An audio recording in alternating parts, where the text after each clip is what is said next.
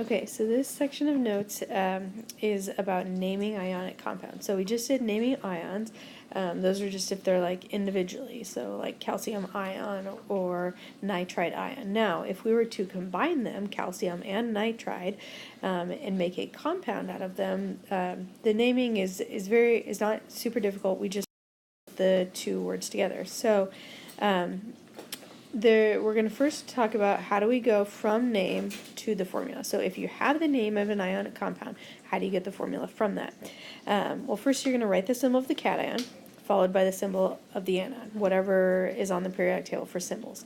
Then you are going to put subscripts on those symbols using what's called the crisscross method. So the numerical value of the charge on the cation becomes a subscript on the anion. The numerical value of the charge on the anion becomes a subscript on the cation. So for the example with calcium and nitrogen, we would write calcium first. Okay, so the cation always comes first, and then the anion, which is nitrogen. Now the charges, so it would normally be calcium 2 plus, and then nitrogen would be N 3 minus. So if I crisscross the charges, I'm going to take the numerical value of the charge on the cation, or let me see if I can do this, the 2, and it's going to come down and be the subscript on the anion. So the 2 is going to come down here and be the subscript for the N. So I'll rewrite it down below so you can see what the finished formula looks like. The subscript on the charge of the anion, the numerical value on the anion, so the 3, is going to come down and be the subscript on the calcium. So we would put a 3 for calcium. Notice we didn't care what the charges were, the positive or negatives, we're just looking at the numerical values. So the symbol or the formula for calcium nitride would be Ca3N2. Okay, so here we're going to do some practice. These are names of ionic compounds. You would know that they're ionic compounds because they're metals and nonmetals. So if I write the symbols, and with the charges, I'm going to put them above here. So we have potassium would be a K plus because it's in group 1, and then chloride would be Cl minus 1. If I crisscross the charges, so the subscript on the potassium is going to be whatever the charge or the number is on the chlorine, which is a 1. I don't have to put it if it's a 1. And then on the Cl, it would be the same thing, a 1, because the charge on the potassium is a plus 1. For sodium sulfide, I have Na plus, and then sulfide or sulfur gets a 2 minus charge. If I crisscross the charges, I need 2 sodiums and 1 sulfur. So I've taken the number of the charge, the 2, right here on the sulfur, and it now becomes the subscript on my cation. The positive 1 up here, the 1 subscript, became the subscript down here on the sulfur. If it's a 1, again, you don't need to actually write that out. Calcium bromide, so calcium is 2 plus, bromide is minus 1.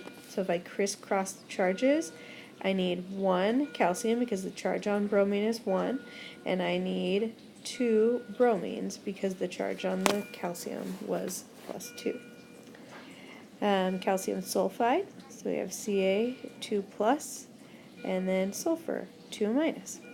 If I crisscross the charges here, I get Ca2 S2. Anytime that all of your subscripts are reducible, or you're able to divide them all by the same number, you should reduce them. So you should get down to the lowest common multiple. So with the Ca2S2, if I divide both those numbers by 2, I just get 1. So I really just need CaS, which means I just need 1 calcium, 1 sulfur to be able to make the charge an overall neutral or 0, which is what we're looking for. Copper 1 iodide. Remember, the Roman numeral means that that's the charge. So copper has a charge of 1 here. Iodide has a charge of -1. So if I crisscross, I just have CuI. Iron 3 oxide. The charge is 3 plus on the iron, and then the oxygen would get a 2 minus. So if I crisscross, I get Fe and then I put a 2 as a subscript. O has a 3 as a subscript because I crisscrossed the charges. Okay, so now if I'm going the opposite way, so if I have the formula and I first need to verify that it is ionic, which means it has to be a metal with a nonmetal, or a cation plus an anion. You'll write the cation first, and then write the anion name. And you've already changed the anion to the IDE ending. If we have a transition metal, we'll use a Roman numeral to indicate what the charge is. Name it. So some examples here. This first one, the CS, that's cesium, so we would call that cesium, and then oxide.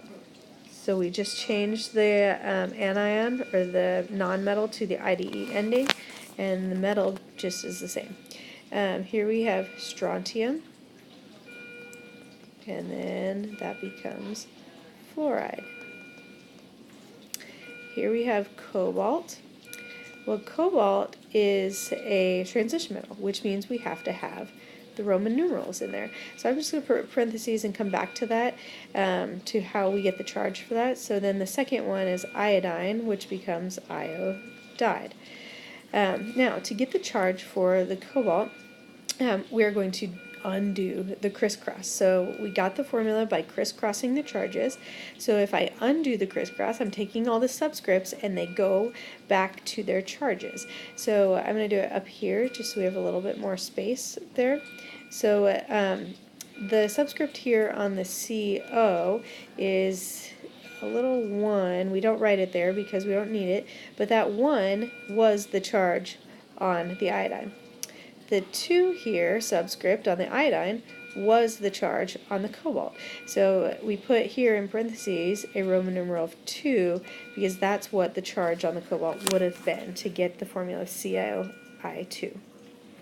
And the next one would be potassium. And then my anion is nitride. So you get the hang of it. Go ahead and try those last 4 by yourself. See if you can get what those names would be.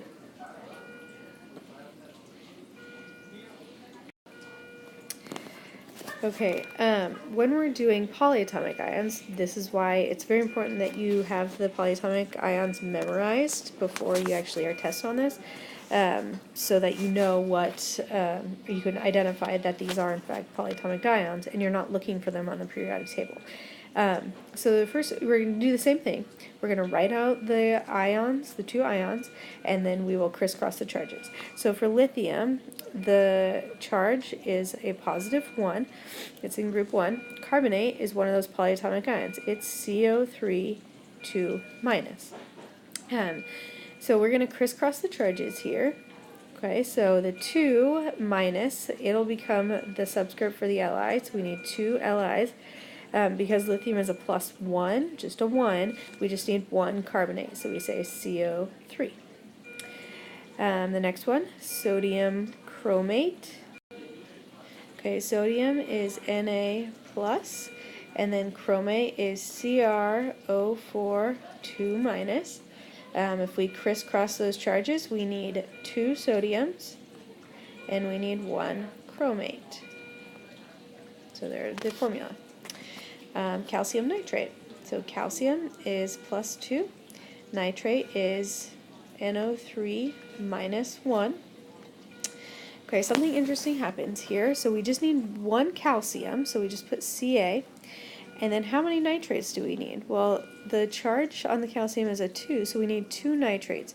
Well, if I write it like that, really what I'm saying is I need 6 oxygens. Well, I don't want just oxygens. I want 2 of the nitrates. So I have to put parentheses around the polyatomic ion in order to show that I need 2 of those nitrate ions. You will do this anytime that you need multiple polyatomic ions. You'll put parentheses around them and put the subscript on the outside of the parentheses. The last one, lithium ethanoate. Lithium is Li+. Ethanoate is also known as acetate. Okay, and it is C2H3O2 minus. Okay, notice it's just a positive one and a negative one, so I just need one of each of the ions, so I just need Li and then C2H3O2. I didn't need parentheses around this polyatomic ion because I didn't need multiple of them, I only needed one. Okay, and then lastly, going from formula to name of polyatomic ions, it's the exact same. You just need to be able to look at the polyatomic, or see the polyatomic ions in the formula. So the first one is sodium is my first, or my cation. And then that polyatomic ion you see there, ClO, is hypochlorite. Okay, the second one, I have potassium. And then the polyatomic ion you see there is permanganate.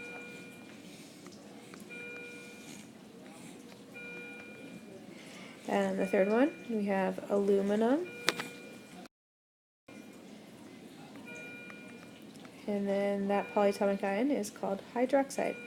It really doesn't matter that I had a 3 as a subscript right here. I need 3 hydroxides. The 3 was just the charge on the aluminum. Then the last one, Sn, is tin. And then that polyatomic ion is phosphate. So we just have tin phosphate. If you had a transition metal over here as your cation, so one of these, if they were transition metals, you'd have to end up putting the Roman numerals in between, but that's only for the transition metals. All the rest of them, you would just say the cation name and then the name of the polyatomic ion.